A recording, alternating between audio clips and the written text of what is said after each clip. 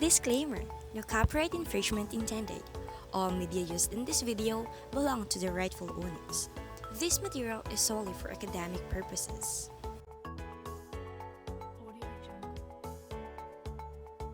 Hi!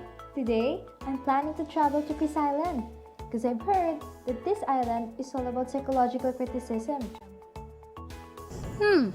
Where should I go first? Aha!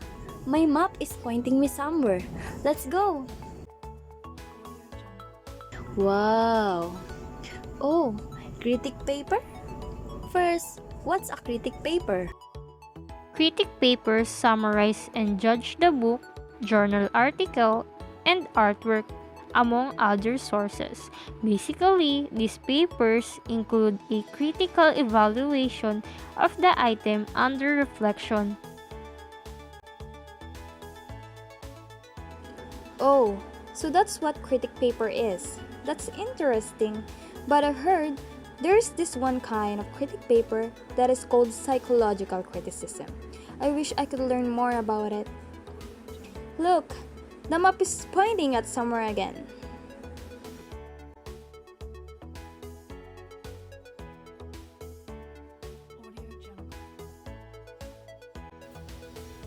Where am I? Is that Sigmund Freud? Now, this person right here is Mr. Sigmund Freud. Back in the history, he had found the theory of psychoanalysis. In his theory, he is basically about the inner drives, unconscious motives, and unresolved needs from our past, most commonly known as the ID, ego, and superego. He believed that this determines our development. Mr. Freud's theory of psychoanalysis became the origin of the idea of psychological criticism.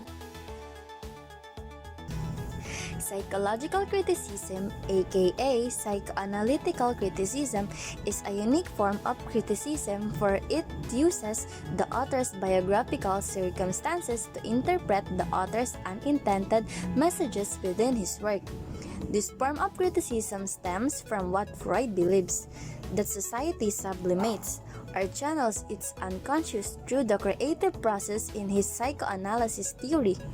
Therefore, criticizing and analyzing one's literary works based from the principles of psychoanalysis would unravel the subconsciousness thoughts of the author within his work.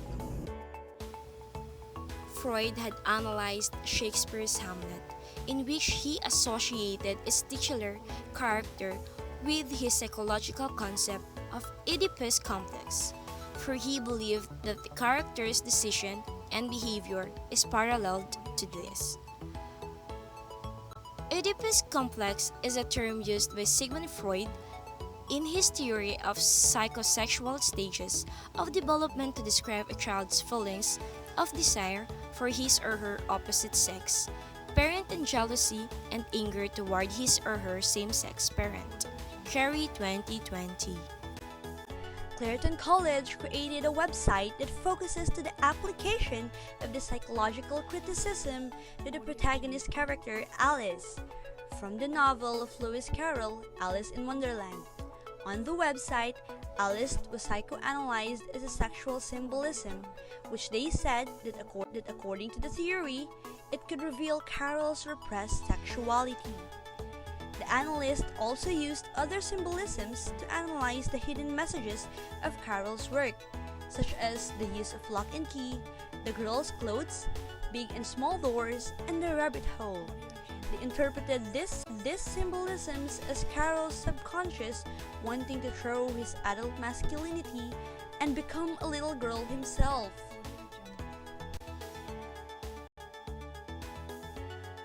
Wow, that was a lot. I want to learn more. I want to learn more. Map, please, I want to know more about psychological criticism.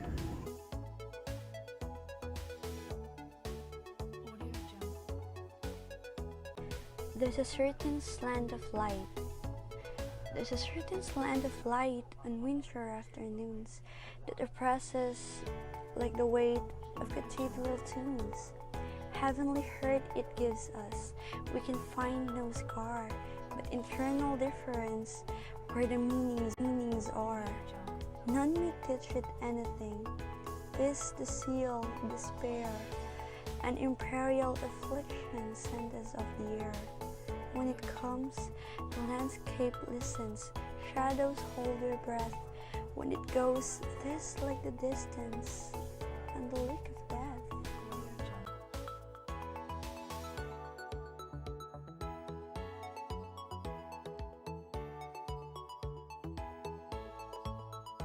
On the poem of Emily Dickinson, James George analyzed her poem and utilized three of many approaches of psychological criticism. These three approaches of psychological criticism that are used in analysis of this poem are psychoanalytic criticism, trauma, and cognitive criticism.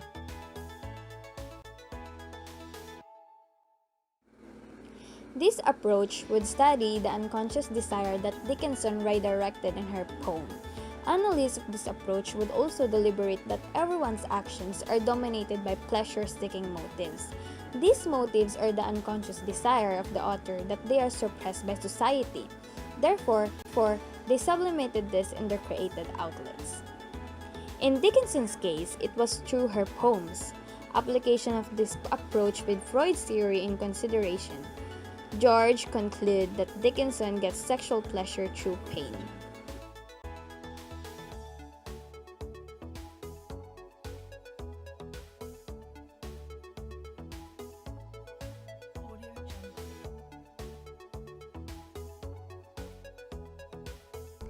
The second approach is trauma. Trauma was believed to affect the author's work. Manifestations of one's trauma could be seen in their writing. On this analyzation, they learned that Emily Dickinson's mother had killed herself in front of her. This traumatic experience could be used to interpret the underlying meaning of her poem. Cognitive approach, unlike psychoanalytic, focuses on the reader of the literary piece, how their minds work when reading the piece. The critic under this approach would read the piece and focus answering questions such as what mindset would the reader associate this piece and why they do so. The process of this approach is scientific. Therefore, it needs evidences to support its claim. Understanding Dickinson's poetry through cognitive approach, the reader could give better insight on the poem's intellectual complexity. Wow! All this information is so amazing. Analysts and critics are awesome. Don't you agree? Oops, it looks like it's the end of my travel here in Island. This is an awesome travel. Well then, see you in my next one. Bye! Thank you for watching!